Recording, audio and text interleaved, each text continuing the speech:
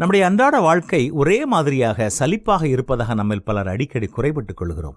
தினமும் அதே காலை அலாரம், காலை உணவு, வீட்டு வேலைகள், அலுவலக பணி, மற்றவர்களை கவனிப்பது, இரவு உணவு, பிறகு உறக்கம், மறுநாளும் இதே சுழற்சி தொடர்கிறது.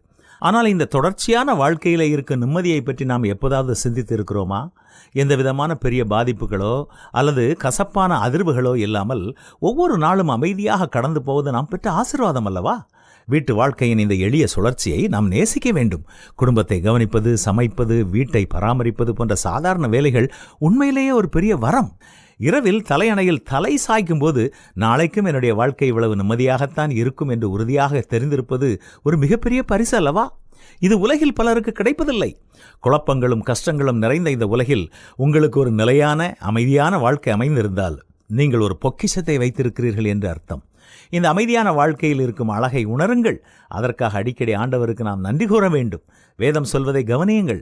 கர்த்தரை எப்பொழுதும் எனக்கு முன்பாக வைத்திருக்கிறேன். அவர் என் வலது பார்சத்தில் இருக்கிறபடியால் நான் அசைக்கப்படுவதில்லை. ஆகையால் என் இருதயம் பூரித்தது, என் மகிமை களிகூர்ந்தது, என் மாம்சமும் நம்பிக்கையோടെ தங்கியிருக்கும். என்ன மகிழ்ச்சியாக இருப்போமா?